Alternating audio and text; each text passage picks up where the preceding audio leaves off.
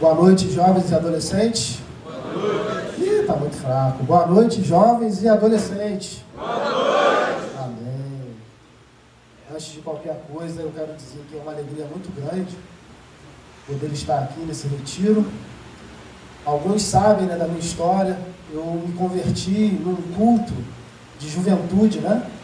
Não faz muito tempo, né? Faz uns 10 anos que eu me converti. E eu tenho um carinho muito grande por esse trabalho, pela vida dos jovens, dos adolescentes, mas eu me sinto muito honrado pelo convite. Fui convidado essa semana e eu confesso que aproximadamente aí umas 3, 4 noites que eu não durmo direito, pensando, né, naquilo que está falando aqui para vocês.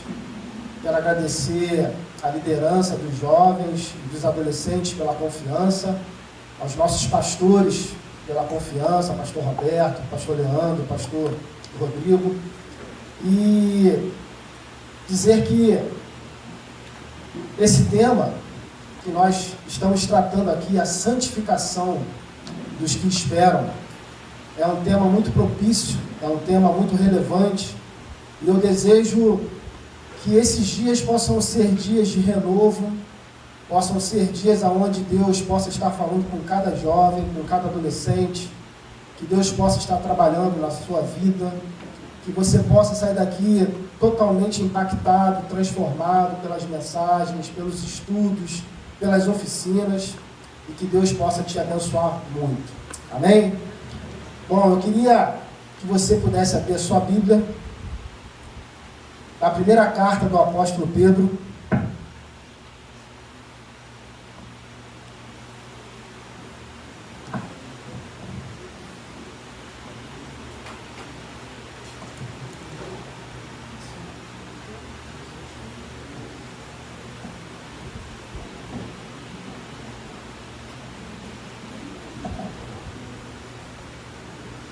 Vou pedir que vocês se coloquem de pé.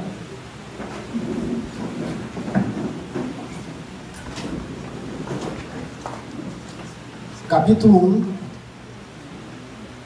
Nós vamos ler dos versos 13 ao 25. Primeira carta de Pedro, do 13 ao 25. O título é A Santidade na Vida. Todos acharam? Amém? Diz assim a palavra do nosso Deus: Por isso, preparando o seu entendimento, sejam sóbrios e esperem inteiramente na graça que lhes está sendo trazida na revelação de Jesus Cristo.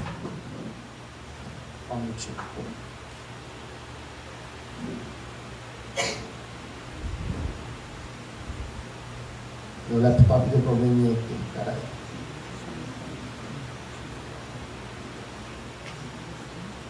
Só um minutinho.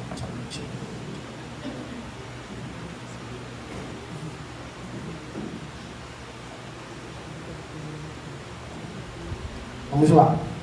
Por isso, preparando o seu entendimento, sejam sóbrios e esperem inteiramente na graça que lhes está sendo trazida na revelação de Jesus Cristo. Como filhos obedientes, não vivam conforme as paixões que vocês tinham anteriormente, quando ainda estavam na ignorância. Pelo contrário, assim como é santo aquele que os chamou, sejam santos vocês também em tudo o que fizerem, porque está escrito: sejam santos, porque eu sou santo. E se vocês invocam como Pai aquele que sem parcialidade julga segundo as obras de cada um, vivam em temor durante o tempo da peregrinação de vocês, sabendo que não foi mediante coisas perecíveis, como prata ou ouro, que vocês foram resgatados da vida inútil que seus pais lhe legaram, mas pelo precioso sangue de Cristo, como de um cordeiro sem defeito e sem mácula. Ele foi conhecido antes da fundação do mundo, mas foi manifestado nesses últimos tempos em favor de vocês. Por meio dele, vocês creem em Deus, o qual ressuscitou dentre os mortos e lhe deu glória, para que a fé e a esperança de vocês estejam em Deus, tendo purificado a alma pela obediência à verdade, e com vistas ao amor fraternal não fingido. Amem intensamente uns aos outros, de coração puro, porque vocês foram regenerados, não de semente corruptível, mas de semente incorruptível, mediante a palavra de Deus, a qual vive e é permanente, porque toda a humanidade é como a erva do campo, e toda a sua glória é como a flor da erva. A erva seca e a flor cai, mas a palavra do Senhor permanece para sempre. Esta palavra é o evangelho que foi anunciado a vocês. Vamos ler todos juntos o versículo 15 e o 16. Assim, sejam santos vocês também, em tudo que fizerem, porque está escrito: sejam santos, porque eu sou santo. amém. Vamos orar. Senhor, nós estamos aqui diante da Tua palavra, queremos agora pedir que o Teu Espírito Santo tenha total liberdade em nosso meio, que o Senhor possa falar conosco, que o Senhor possa quebrar os nossos corações, trabalhar na nossa mente.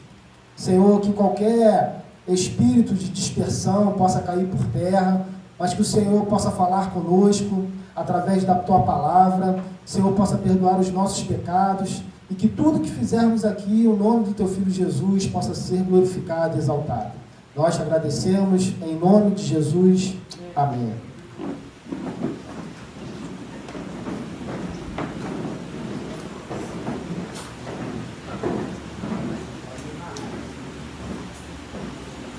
No ano de 2010, cerca de 33 mineiros chilenos, eles ficaram presos a 700 metros de profundidade.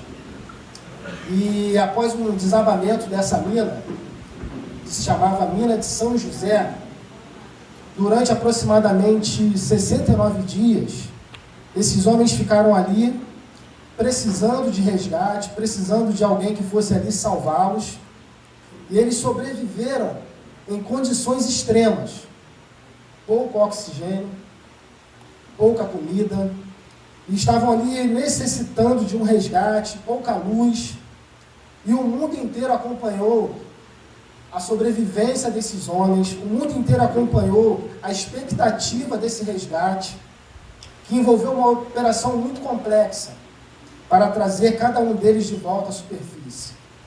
E quando finalmente aqueles homens foram resgatados, a imprensa mundial começou a conversar com aqueles homens e a perguntar qual foi a experiência deles naquele buraco, diante daquele desabamento. E muitos deles falaram que a vida deles passou a ter um novo sentido após aquele resgate. Que a vida deles foi totalmente transformada, que eles nasceram de novo, né? E para poder até ilustrar isso melhor, eu queria convocar aqui 5 voluntários, 5 rapazes voluntários, por favor. Jean, se você não vier, eu vou te chamar pelo nome. Juan já veio, 3, João, 4, Caio, 5. Agora eu preciso de mais 2 salva-vidas, homens. Samuel, salva-vida bem logo, né? Arthur. Esses daqui são os nossos mineiros. Então vocês estão ali trabalhando. Cadê? Vamos para aquele canto ali, por favor. Vocês ainda não vão atuar não, vocês vão ficar aqui nesse canto. Vocês estão trabalhando, mas assim não trabalha não, gente. Cadê? Trabalhando isso.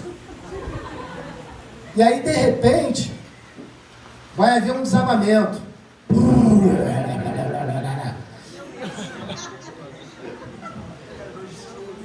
E esses mineiros, eles vão ficar ali presos durante 69 dias. Mas eles não estavam assim não, faltando comida, oxigênio estava baixo, não tinha muita luz. E aí então entra em ação a equipe de bombeiros para poder resgatá-los.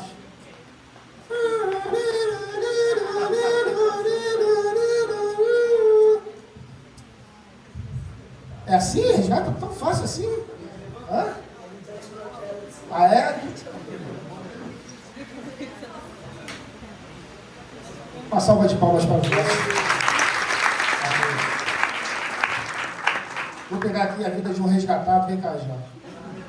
Qual foi a sensação de você passar ali 69 dias sem água, sem comida? É muito ruim, eu pensei que ia sair de lá vivo, graças a Deus eu consegui sair. Agradeço a Deus do Salva-Vidas que todos os esforços para me sair dali. Estou muito feliz, eu vou voltar para minha família. Ainda bem, graças a Deus saí de lá. Você queria voltar para esse buraco? Não, nunca mais, pelo amor de Deus. Pode sentar, obrigado.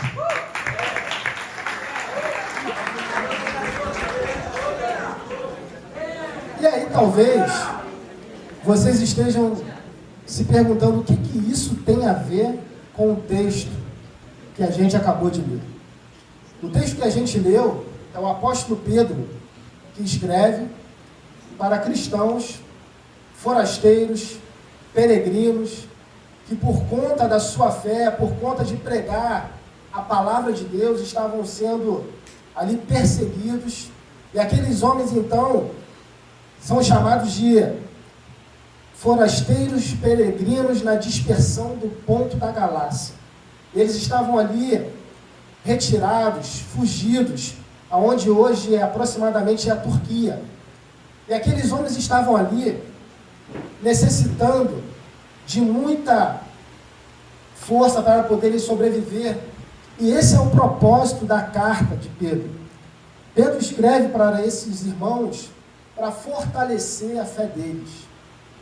Do versículo 1 ao versículo 12, Pedro vai começar a dizer tudo aquilo que Jesus Cristo tinha feito pela vida deles.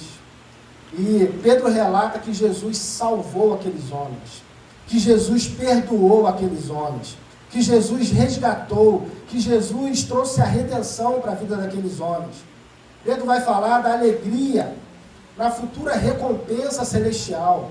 Pedro diz que vale a pena aqueles homens sofrerem, porque havia uma recompensa muito maior que os esperava. Então Pedro está enchendo o coração daqueles homens de alegria, apesar do sofrimento, apesar das lutas que eles estavam passando. E Pedro fala de uma alegria inexprimível em conhecer o próprio Senhor Jesus Cristo. E aí, irmãos, jovens, adolescentes da ICNV Freguesia, eu queria meditar com vocês nessa noite, e o tema da mensagem é: como nós podemos ser santos em todo o nosso proceder. Se você gosta de anotar tema de mensagem, como nós podemos ser santos em todo o nosso proceder. E diante desse texto aqui, eu separei 3 verdades, 3 princípios. Eu entendo que o que Pedro escreve aqui não são regras, porque talvez se fossem regras, nós não poderíamos cumprir, mas são princípios, são verdades, vindas do próprio Deus para a vida daqueles homens, daquelas famílias, para a audiência de Pedro, e que se aplicam hoje na nossa vida. E como a gente pode, então, ser santos no século 21, no ano de 2025, no meio da nossa faculdade, da escola, da vizinhança?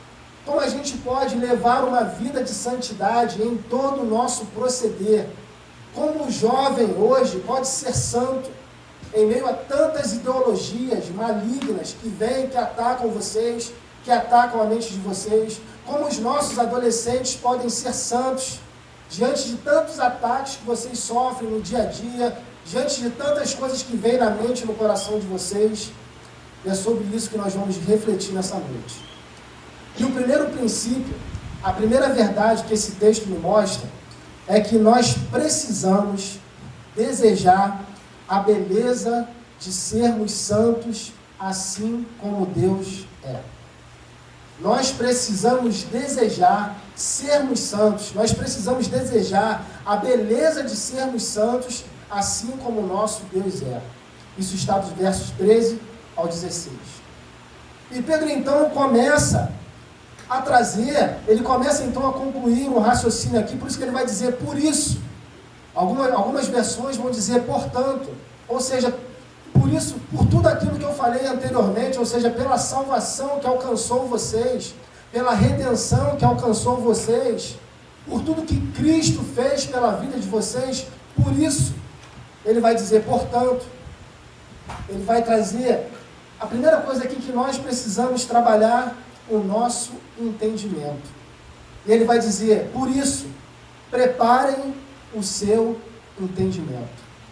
Então, o primeiro desdobramento dessa primeira verdade é que se eu quero ser santo, se eu desejo ser santo, eu preciso entender que eu preciso começar a preparar a minha mente. Então, para ser santo, começa aqui. Eu preciso desejar. Isso é um desejo que você, jovem, que você, adolescente, que nós, cada um de nós, precisamos ter dia após dia. Nós precisamos desejar, isso é algo que deve estar na nossa vida, manhã após manhã. Desejar ser santo, por isso ele vai dizer, por isso. E aqui ele diz respeito às grandes bênçãos da salvação. Ele está dizendo, porque tudo isso que vocês conquistaram, tudo isso que Jesus fez pela vida de vocês, vocês precisam mudar o entendimento de vocês. Então percebam que começa aqui, ó, na nossa mente. Nós precisamos preparar a nossa mente para sermos santos, porque a nossa mente é o primeiro alvo onde Satanás quer atacar. A nossa mente é o primeiro alvo que Satanás quer fazer com que você não seja santo no seu proceder, que você não desenvolva uma salvação com princípios bíblicos. E Pedro, então, ele vai trazer isso. Ele vai dizer, por isso, preparando o seu entendimento. E aí, há mais um desdobramento que Pedro vai trazer. Ele vai dizer assim, ó, como filhos obedientes, ele vai dizer, preparem o seu entendimento, sejam sóbrios e esperem inteiramente na graça que lhe está sendo trazida na revelação de Jesus Cristo. Então eu não preciso apenas preparar o meu entendimento, mas eu preciso também ser sóbrio. E ser sóbrio aqui é o mesmo sentido que Paulo diz lá em Efésios 5, quando ele diz para que a gente não venha se embriagar com vinho, mas que nós precisamos ser sóbrios. E aí esse sentido de sobriedade não diz respeito apenas a beber alguma coisa alcoólica, mas também está ligado a tudo aquilo que a gente traz para a nossa mente. Então perceba que Pedro começa a trabalhar na nossa mente, dizendo que nós precisamos preparar a nossa mente. Como que eu preparo a minha mente? Sendo sóbrio. E como eu posso ser sóbrio nos dias de hoje? Não dando vazão a tudo aquilo que tenta roubar os princípios de Deus da minha vida. Nós somos muito tentados a mergulharmos nos entulhos, nos lixos eletrônicos. O celular hoje ele é uma bênção na nossa vida, mas ele também tem levado muitos jovens, muitos adolescentes para a perdição, porque basta apenas um clique e nós temos acesso a um mundo de informações. Então Pedro já no século I ele está dizendo, preparem a mente de vocês, vocês precisam ser sóbrios, ou seja, não tragam entulhos, não traga tudo aquilo que não é bom, tudo aquilo que não é princípio de Deus para a vida de vocês. E ele continua, ele vai dizer, sejam sóbrios e esperem inteiramente na graça que lhe está sendo trazida, na graça e na revelação de Jesus Cristo. Então, eu preciso preparar a minha mente, eu preciso ser sóbrio e eu preciso esperar. Mas esperar aonde? Na graça de Jesus Cristo que está sendo trazida. E aí Pedro aqui, obviamente, ele está fazendo aqui uma analogia com a volta de Jesus Cristo. O que ele está dizendo para aqueles irmãos é, permaneçam firmes, permaneçam inabaláveis, sejam perseverantes. E a gente está trabalhando esse tema ao longo do ano na nossa igreja. Então, se eu quero ser santo, eu preciso preparar a minha mente, eu preciso ser sóbrio e eu preciso esperar inteiramente. É interessante o que ele fala. Não é uma parte da minha vida que espera na graça do Senhor.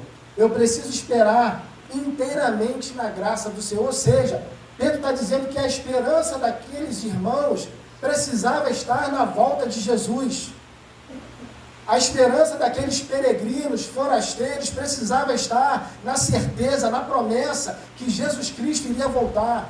E aí eu pergunto para cada um de vocês, jovens e adolescentes, O JJ falou isso aqui ontem.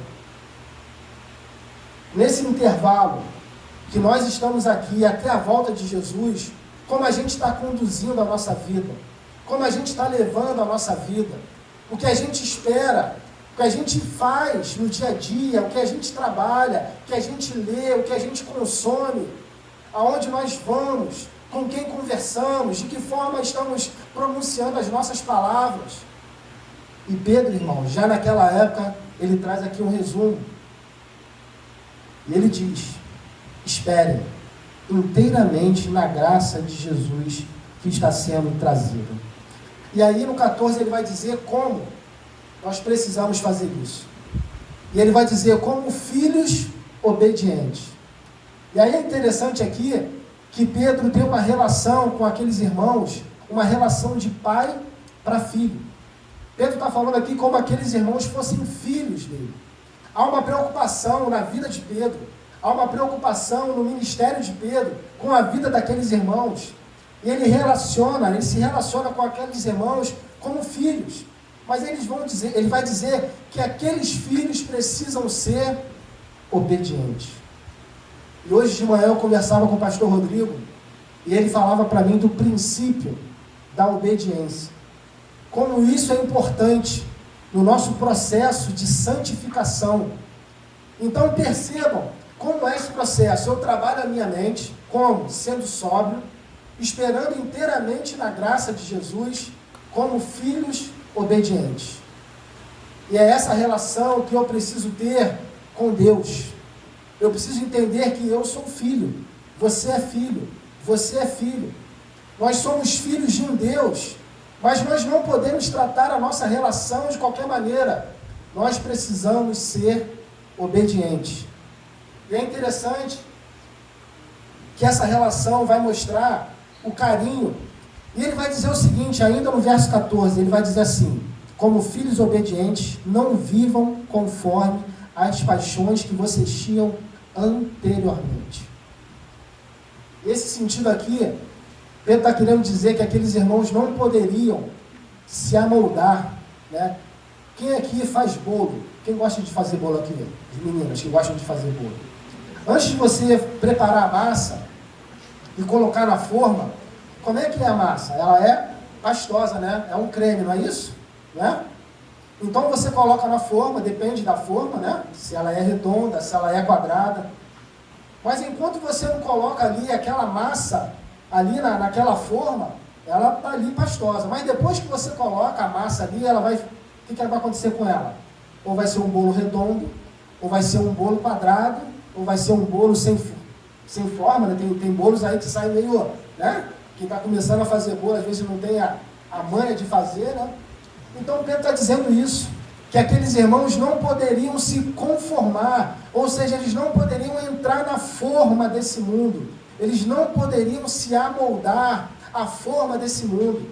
E é interessante que ele está dizendo assim, ó, vocês precisam viver de acordo com os princípios de Deus, não com os princípios desse mundo. Vocês precisam andar conforme, ou seja, andar na forma da vontade de Deus.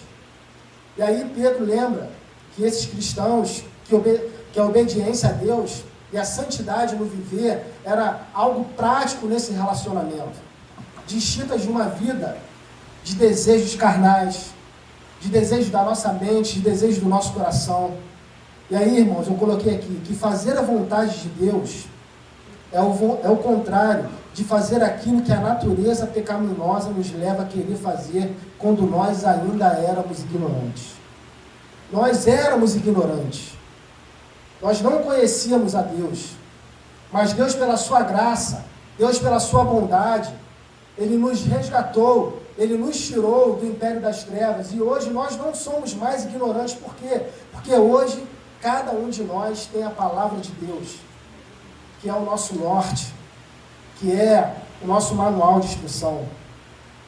E aí, irmãos, no versículo 15 e no versículo 16, Pedro vai começar a sinalizar um forte contraste com o comportamento que se amolda aos desejos que aquele povo tinha antes, com aquilo que eles deveriam fazer agora. E nós lemos aí o versículo 15 e 16 e diz assim: Vamos ler juntos mais uma vez? Pelo contrário. Sejam santos vocês também em tudo o que fizerem, porque está escrito: sejam santos, porque eu sou santo. Amém. Então o que Pedro está dizendo aqui? Ele está dizendo, olha, se antes vocês andavam conforme os padrões desse mundo, agora, ele vai dizer, pelo contrário, vocês não podem mais andar assim. E aí ele começa, e ele vai dizer, assim como é santo aquele que o chamou. Quem nos chamou para ser santos? Quem nos chamou? O que Pedro diz aqui? Hã? Foi Deus. Não sou eu que estou te chamando para ser santo. Não são os pastores que estão chamando vocês para ser santos. Nós estamos aqui apenas comunicando um recado de Deus. Mas é como eu falasse assim, Juan, você pode chamar o Arthur para mim? Aí o Juan vai lá e vai chamar o Arthur. Mas quem chamou o Arthur? Foi eu ou foi o Juan? Foi eu. O Juan é apenas um porta-voz desse chamado. Então o que você precisa entender, que quem te chama para ser santo, não é o diácono, não é o líder da juventude, não é o líder dos adolescentes, não são os pastores. Quem te chama para ser santo é Deus. Quem te chamou para ser santo é o Senhor, o nosso Deus, o nosso Pai. E Ele vai dizer que esse chamado é um chamado sublime, assim como aquele que os chamou. Dizer que Deus é santo é dizer que Ele está separado. Quando nós entendemos quem nos chamou, nós precisamos entender que o nosso Deus é diferente. O nosso Deus é sublime, Ele é santo, Ele é justo. E aí, nós precisamos entender que não apenas fomos chamados por Deus, mas que nós precisamos ser santos em tudo que nós fizermos. O que Deus fala para nós é que nós não podemos ser santos apenas na nossa casa. Nós não podemos ser santos apenas quando estamos no culto da juventude, no culto dos adolescentes. Nós não podemos ser santos quando estamos apenas no culto, no domingo, porque é muito fácil. Há um ambiente para nós, muito propício, muito preparado, um ambiente musical, pastor pregando a palavra. Mas o que Pedro diz aqui é que nós precisamos ser santos, porque aquele que nos chamou é santo, e nós precisamos ser santos em todo o nosso proceder. E aqui, jovens e adolescentes, há um princípio não só para vocês, mas para a nossa vida. Será que nós temos sido santos em todo o nosso proceder? Será que você tem sido santo quando você está diante do teu celular, do teu smartphone, e que malignamente algo aparece para você?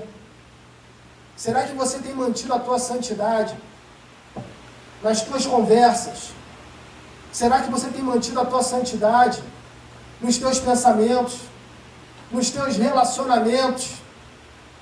Será que você tem sido santo no teu namoro? Ou será que de vez em quando uma mãozinha boba, ela passeia por algum lugar que é indevido? Eu não falo apenas para os namorados, para os noivos, mas falo aqui para os jovens que são casados. Será que o teu casamento é um casamento santo?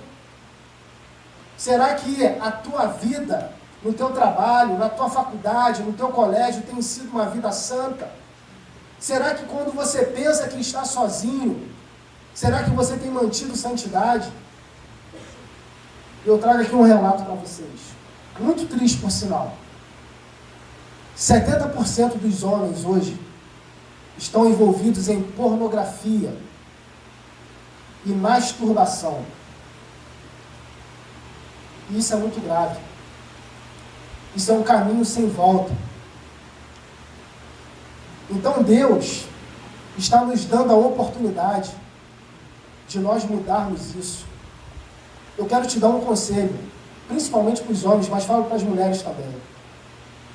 Não entre no banheiro com o teu celular na mão.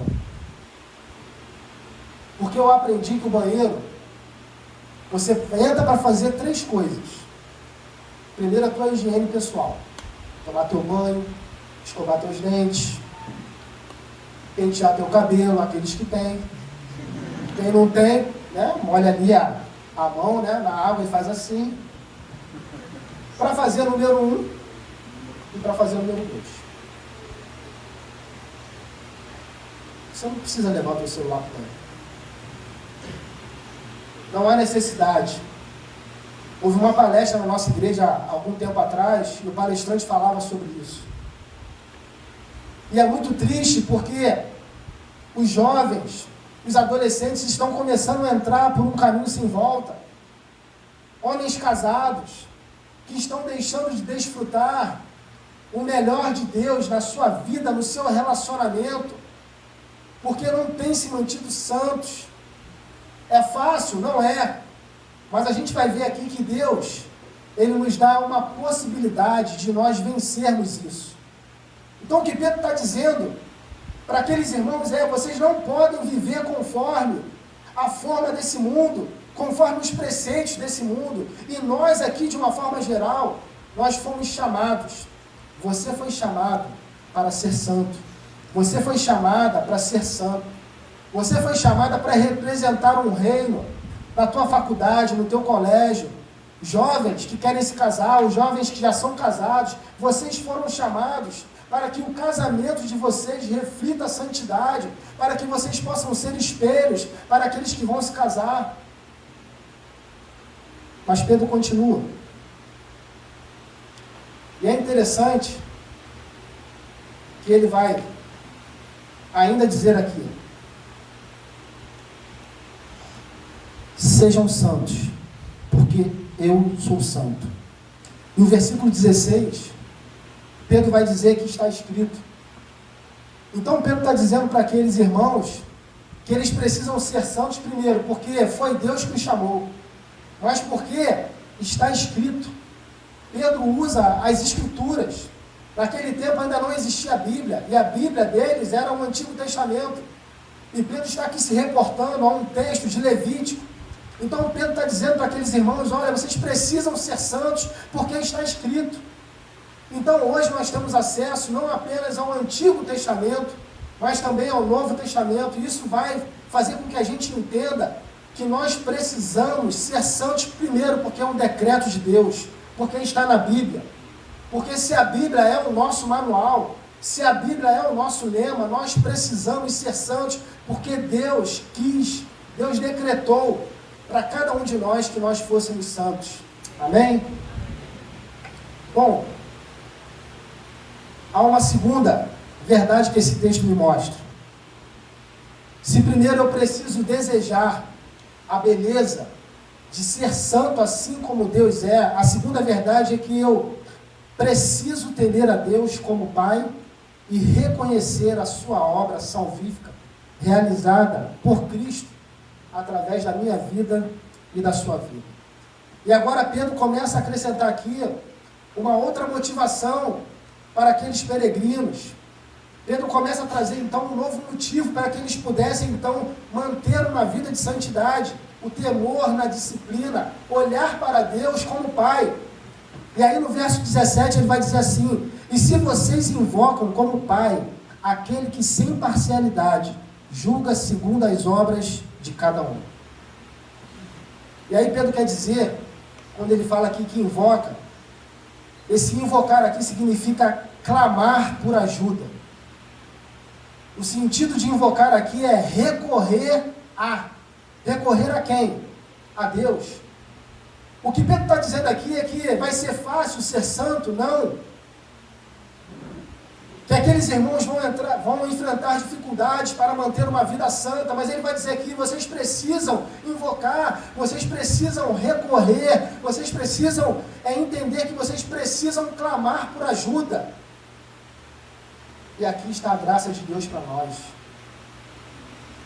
No momento que a dificuldade bater na tua vida, no momento que o pecado se apresentar para você, no momento que aparecer aquele link que você está doidinho para clicar ali, no momento que você quer falar uma palavra torpe, é tempo de você você parar e você olhar e você entender que você precisa temer a Deus, que você precisa invocar a Deus, que você precisa olhar para o Senhor e falar: Senhor, me ajuda.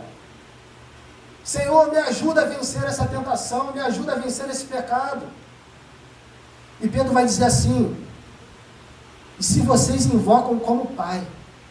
Então eu preciso entender que a minha relação com Deus é uma relação de filho e de pai. E eu preciso invocar o meu Pai, eu preciso pedir ajuda a Ele. Que Ele vai dizer assim: porque Ele, sem parcialidade, Ele julga segundo as obras de cada um. E aqui muita gente erra, porque muitos de nós só olha para Deus enxergando apenas o amor de Deus. E Deus nos ama, amém? Ele tanto nos ama que Pedro vai dizer lá do 1 ao 12, tudo aquilo que Ele fez por nós. Ele demonstra esse amor de Deus por nós. Mas o que Pedro está dizendo aqui, que esse Deus que nós servimos, que é o nosso Pai, Ele não é apenas amor, mas Ele é um Deus santo, e como santo Ele é um Deus justo. E Pedro vai dizer que Ele julga a cada um sem parcialidade. Deus não tem amigos, Deus tem filhos, e nós somos filhos de Deus. Deus não tem filhos preferidos. Deus não ama mais o Abraão, Deus não ama mais o Juan, o Arthur, o João. Ele ama cada um de nós igualmente. Ele nos ama de igual forma, mas Ele nos julga sem parcialidade. O que Pedro está querendo dizer aqui para aqueles irmãos é: se vocês errarem, se vocês não viverem uma vida santa, vocês vão ser julgados. Deus não tem parcialidade com o pecado. Deus não comunga com uma vida errada. E o que Pedro está dizendo aqui, que esse julgamento não é para a nossa condenação, mas é para o nosso galardão, porque nós já fomos salvos, amém? A salvação já alcançou cada um de nós. Mas o que Pedro está dizendo aqui é que nós seremos julgados nessa vida, e seremos julgados na eternidade, naquele dia que Jesus voltará, não mais como servo sofredor, mas voltará como justo juiz, para poder julgar as nossas obras. Então, o que nós precisamos entender é que naquele momento que você não quer levar a tua vida em santidade, existe um Deus que é soberano, santo, justo, amoroso, mas que se faz presente lá no teu quarto, lá no teu trabalho, lá no teu banheiro, lá no teu namoro, lá no teu casamento, e Ele vai nos julgar. Ele vai me julgar sem parcialidade. E isso precisa trazer para a minha vida e para a tua vida temor. Não medo de Deus, mas temor. Eu preciso olhar para esse Pai, nós precisamos olhar para esse Pai e precisamos entender que nós precisamos viver uma vida debaixo dos seus princípios, debaixo da sua vontade, porque é isso que Ele quer para nós. E Ele continua aqui, irmãos. E Ele vai dizer: se vocês invocam como Pai aquele que sem parcialidade julga segundo as obras de cada um, vivam em temor durante o tempo da peregrinação de vocês. Somos peregrinos, amém? Estamos aqui nessa terra, vivendo, levando, conduzindo a nossa vida. E Pedro continua. E no versículo 18 ele vai dizer assim: sabendo que não foi mediante coisas perecíveis, como prata ou ouro, que vocês foram resgatados da vida inútil que seus pais lhes legaram. E aí, Pedro, quando fala aqui que nós fomos resgatados, ele está trazendo aqui um sentido distinto de adquirir a liberdade. Que Pedro está falando aqui que agora nós somos livres, que nós fomos resgatados, nós fomos tirados de uma condição totalmente vulnerável de vida. Pedro está falando: vocês não podem mais viver porque houve um resgate. Esse resgate, ele foi pago por um alto preço. Esse resgate teve um custo. Esse resgate teve preço de sangue. Esse resgate teve alguém que precisou sofrer para que cada um de nós fôssemos resgatados. Então Pedro, mais uma vez aqui, ele começa a trazer uma motivação para a vida daqueles irmãos, para que eles pudessem levar a vida deles, peregrina, sendo santos, e ele fala mais uma vez, olhem para o resgate de vocês, olhem para tudo aquilo que Jesus fez por vocês, através da vida de vocês. E aí ele continua, e ele vai dizer dessa vida inútil que seus pais lhes legaram. E aí Pedro lembra o ambiente do qual os seus eleitores, do qual a sua audiência foi tirada, né? Da qual a sua audiência foi resgatada, uma vida fútil, vazia, uma vida imprestável, sem nenhum resultado significativo, nem duradouro. E Pedro mostra então o valor extraordinário desse resgate. Que, como eu falei aqui, como a Bíblia mostra, foi o sangue de Jesus derramado por cada um de nós.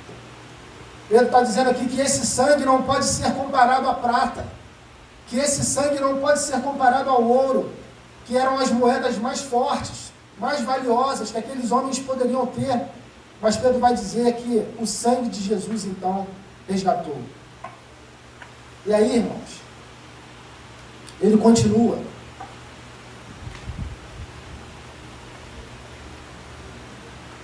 No versículo 19, ele vai dizer que foi pelo sangue de Jesus. Ele vai dizer, mas pelo precioso sangue de Cristo, como de um cordeiro sem defeito e sem mácula.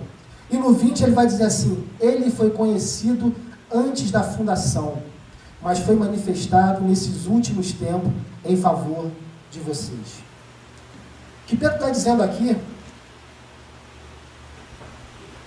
é que esse Deus, que é Pai, que é santo, que é justo, que Ele nos amou de uma maneira tal, que antes mesmo dele criar o universo, Ele se preocupou em nos salvar. Ele se preocupou em nos resgatar. Então o que Pedro está dizendo aqui é que Deus, antes de ser criador, Deus ele é salvador. E aí talvez a gente precise parar para entender isso. Que amor é esse? Antes de criar o universo, antes de criar as estrelas, antes de criar o sol, Deus se preocupou com a tua vida. Deus te elegeu na eternidade. Ele conheceu o teu nome. Antes que você fosse gerado, Ele se preocupou e Ele te elegeu para quê? Para que você fosse santo. Para que você pudesse, na plenitude dos tempos, que a tua vida viesse à existência e que o propósito maior da tua vida fosse ser santo. Para quê? Para glorificar o nome desse Deus. Então ser santo aqui tem um valor totalmente grandioso, porque não é apenas eu ser santo, mas é entender que antes da fundação do mundo, Ele havia me elegido para que eu pudesse ser santo.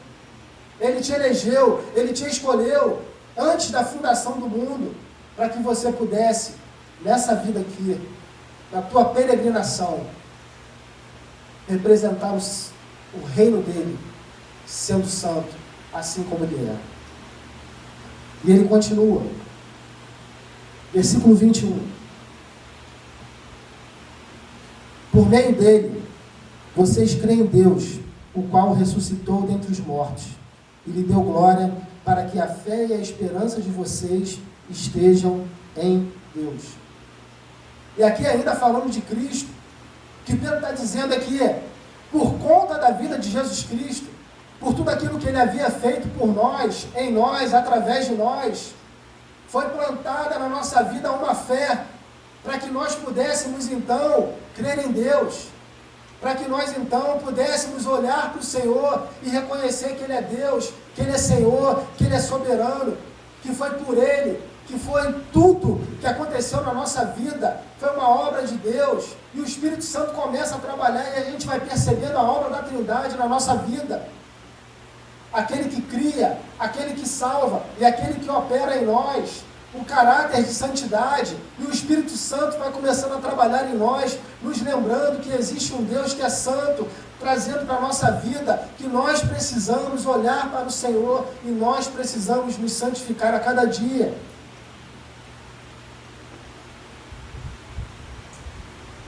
E aí, irmãos, há uma terceira e última verdade que esse texto me apresenta. Se eu preciso desejar ser santo, se eu preciso olhar para Deus como Pai e entender a obra que Ele fez na minha vida através do seu Filho Jesus, a partir do versículo 22, Pedro vai dizer que para que eu possa desenvolver uma vida de santidade, nós precisamos amar uns aos outros. Nós precisamos amar os nossos irmãos. Não apenas olhar para Deus e entender que Ele é Pai, que Ele é justo, que Ele é juiz, que Ele julga sem parcialidade, entender a obra que Ele fez na minha vida, mas o que Pedro está dizendo aqui para esses irmãos é que eles não têm a menor condição de serem santos se eles não se amarem. Versículo 22, e ele vai dizer assim: tendo purificado a alma pela obediência à verdade e com vistas ao amor fraternal, não fingindo, amem intensamente uns aos outros de coração puro. E aqui, quantas verdades apenas nesse versículo. Pedro começa então a trazer essa dimensão de relação agora, uma dimensão horizontal, dizendo que nós precisamos amar uns aos outros, e ele vai dizer de que forma nós precisamos amar. Ele fala aqui um amor fraternal, e é interessante que Pedro aqui está passando do amor filos, que tem esse caráter de amor fraterno, de amor de irmãos, para o amor ágape, que é o amor de Deus por nós. E o que Pedro está dizendo aqui é que nós precisamos amar aos nossos irmãos como Deus nos amou, sem esperar nada em troca. Então desenvolver a santidade aqui é muito mais do que eu andar com uma Bíblia debaixo do braço, do que eu orar, do que eu ir para a escola bíblica, do que eu ir para o culto, do que eu entender que Deus é Pai, que Ele é juiz. Eu posso fazer tudo isso, mas se eu não amar o meu próximo, se eu não amar o meu irmão, se você não amar essa pessoa que está ao seu lado, nós vamos falhar. Por isso que eu falei que isso aqui não é um conjunto de regras, é um conjunto de verdades, é um conjunto de princípios para a nossa vida. Mas não é amar de qualquer jeito. Ele vai dizer aqui, de forma não fingida. Não podemos ser mentirosos no nosso amor. Nosso amor não pode ser falso. E ele vai dizer de coração puro, intensamente. Perceba que ele vai dando aqui dimensões desse amor. Esse amor não pode ser fingido. Esse amor precisa ser intenso. E esse amor, ele precisa ser puro. Então olha agora para a pessoa que está do seu lado. Olha para esse irmão que foi comprado, que foi resgatado, que foi regenerado, assim como você foi, que Deus ama. Esse irmão que é tão importante, assim como você é. E pensa na vida dele, pensa na tua vida, pensa que para que você possa ser santo, você precisa amar esse irmão. E a grande pergunta que é para nós, é se nós estamos desenvolvendo esse amor intenso, esse amor puro, esse amor legítimo, esse amor ágape. E talvez você tenha a oportunidade de mostrar isso aqui hoje ainda. Nós ficaremos aqui ainda mais 2 dias. E talvez Deus te dê a oportunidade de você amar o teu irmão intensamente. Talvez um irmão que ainda não está ali, sabe, adaptado. Talvez ele esteja aqui no retiro pela primeira vez. E você precisa se preocupar com a vida dele, antes de se preocupar com a tua vida. Você precisa amar, você precisa chegar perto dele e demonstrar esse amor. Será que as nossas brincadeiras não têm excedido muito ao amor que a palavra de Deus nos pede? Ou será que é muito mais valioso a gente se beneficiar de uma brincadeira maldosa do que a gente magoar um irmão? Então eu falo isso para a minha vida também, irmãos. Porque nós não podemos esquecer que nós estamos diante de um Deus que é amor, mas de um Deus que é Pai. E que ser santo é muito mais do que a gente orar. Precisamos orar sim, precisamos ler a palavra sim, precisamos buscar a Deus sim, mas nós precisamos desenvolver um amor genuíno, um amor intenso. O texto continua. E aí no versículo 23, ele vai dizer, porque vocês foram regenerados, não de semente corruptível, mas de semente incorruptível, mediante a palavra de Deus, a qual vive e é permanente. E no 24 ele vai dizer, porque toda a humanidade é como a erva do campo, e toda a sua glória é como a flor da erva. A erva seca e a flor cai, mas a palavra do Senhor permanece para sempre. E aí é interessante que ele vai começar a terminar essa sessão aqui, e ele vai citar mais uma vez um texto do Antigo Testamento, falando desse amor não fingido. Ele vai começar a dizer que nós precisamos amar uns aos outros, que nós precisamos desenvolver esse amor. E mais uma vez ele vai dizer, ele vai trazer a memória daqueles irmãos, que aqueles irmãos tinham sido regenerados. E é interessante como Pedro conduz a sua carta aos seus leitores, sempre lembrando, sempre trazendo uma ação prática, mas sempre lembrando aqueles irmãos que eles foram regenerados, que eles foram salvos, que algo foi feito pela vida deles. E aí, ele começa então a trazer uma citação do texto de Isaías 40, para contrastar com a fragilidade da natureza humana, com a permanência da palavra de Deus. O que Pedro está dizendo aqui é que a nossa vida vai passar, que a nossa vida é como a erva do campo, é como a flor do campo, que ela murcha. Mas ele traz um contraste aqui com a palavra de Deus. Ele está dizendo, olha, a palavra de Deus ela é permanente, a palavra de Deus é eterna, a palavra de Deus ela nunca passará. Por isso vocês não podem esquecer da palavra de Deus. Vocês precisam levar a santidade de vocês, entendendo que a palavra de Deus ela é viva, e é ela que conduz a vida de vocês. E aí ele vai terminar aqui, no versículo 25, dizendo assim, mas a palavra do Senhor permanece para sempre. E esta palavra é o evangelho que foi anunciado a vocês. E aí depois de trazer esse forte contraste, o que Pedro está dizendo é o seguinte, a palavra de Deus é que deve guiar a vida de vocês. A palavra de Deus vai nortear a vida de vocês nessa peregrinação. Vocês são forasteiros, peregrinos, precisam ser santos, precisam desejar ardentemente ser santo, porque o Deus que chamou vocês é santo. Vocês precisam olhar para Deus como Pai, como um justo juiz, e entender que Ele julga sem parcialidade, mas entender que Ele demonstrou tal amor, ao ponto de, antes de criar o mundo, salvar vocês, escolher vocês. Ele diz para nós que nós precisamos ser santos, porque nós precisamos amar uns aos outros. E ele termina dizendo que a nossa vida, aqui nessa terra, ela vai passar. As lutas que você passa, os desafios que você passa, talvez você tenha chegado aqui nesse retiro, enfrentando muitos dilemas na tua vida, no teu relacionamento. Talvez você tenha vindo para esse retiro esperando aqui uma resposta de Deus, esperando sair daqui totalmente transformado, totalmente mudado. E eu quero te dizer que eu não tenho nenhum poder para poder transformar a tua vida. Talvez eu nem conheça os teus problemas, talvez eu não conheça aquilo que você passa no teu dia a dia, as tuas dificuldades.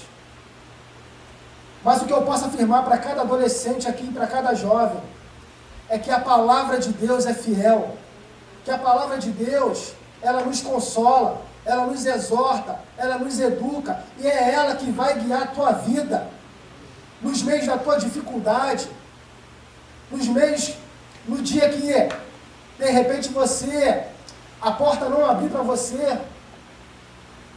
Lembre-se de ler a palavra de Deus, porque Deus fala contigo. Lembre-se de orar, de fazer como Pedro fala aqui, de nós invocarmos a Deus, de nós recorrermos a quem? A Deus.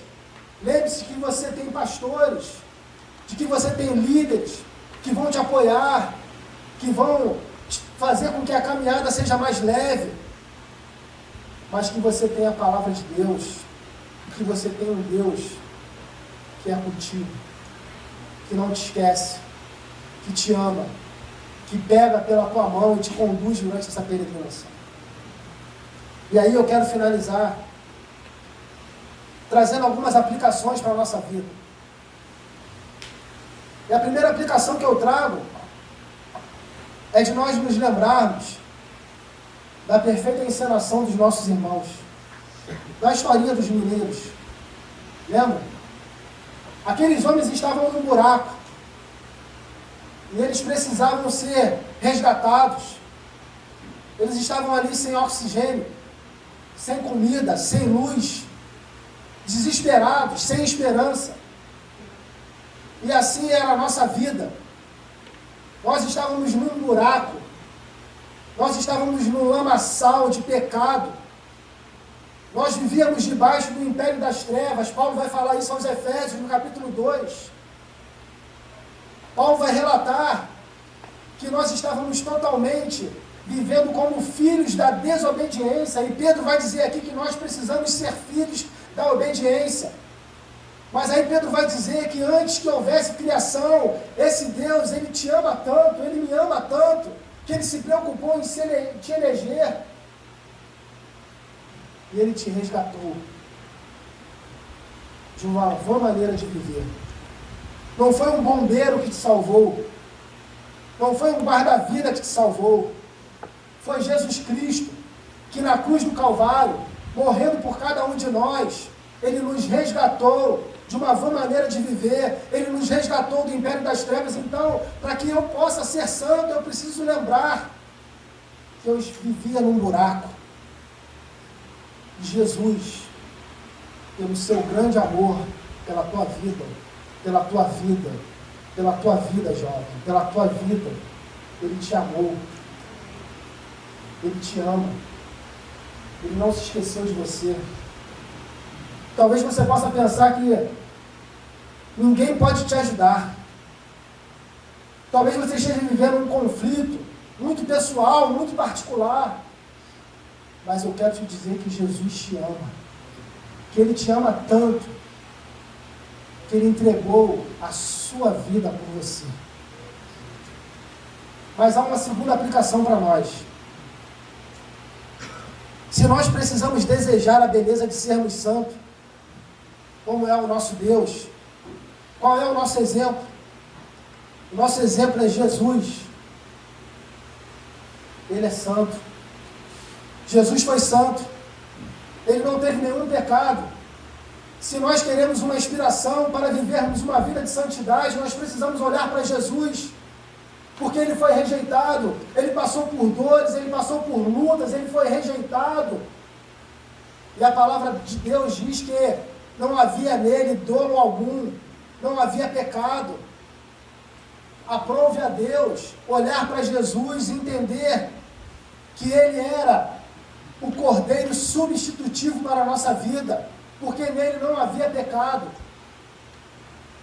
Terceiro, se precisamos temer a Deus como Pai, reconhecer a sua obra redentora, nós precisamos entender que essa obra foi feita por amor.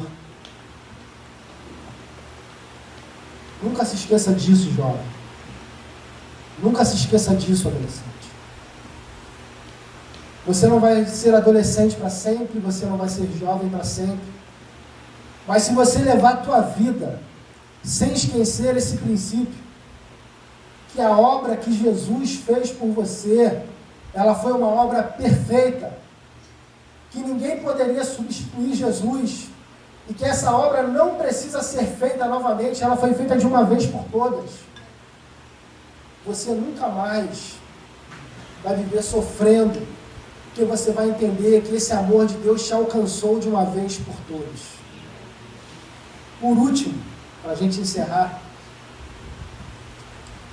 Se a gente precisa ter um exemplo de como nós vamos amar o nosso irmão, o exemplo é Jesus. Nós somos irmãos de Jesus. Nós fomos adotados. Jesus é o Filho primogênito do Pai. E por conta da sua obra na cruz, o Senhor nos adotou. Ele nos amou. E nós nos tornamos então co-herdeiros com Cristo. Ou seja, tudo aquilo que Jesus tem direito, nós também temos direito. Você foi convidado a viver uma vida eterna com Jesus. E o exemplo de como você vai amar o teu irmão é como Jesus amou o seu próximo. Jesus andou mais uma légua. Se for preciso, ande mais uma légua com o teu irmão. Jesus chorou com aqueles que choravam. Se for preciso chorar com o teu irmão, chore com ele. Mostre para ele que você está junto dele. Mostre para ele que você está do lado dele, que você vai estar com ele, até que ele possa passar por esse processo de dificuldade. Fale para ele, olha, eu vou orar por você. Ao longo de todo o retiro, eu vou orar pela tua vida. Se alegre com o teu irmão, porque a nossa vida não é apenas de tristeza, é também de alegria. Não sinta inveja do teu irmão se ele conquistou alguma coisa que você queria conquistar. Olhe para a vida dele e veja que Deus está atuando, que Deus fez isso, que Ele pode fazer na tua vida também. E olhe para Jesus, porque Ele foi rejeitado. A palavra de Deus vai dizer nos Evangelhos que Ele veio para os seus e os seus não o receberam. Mas Ele amou, Ele perdoou. É tempo de perdão, é tempo de amar. É tempo de você perdoar o teu irmão.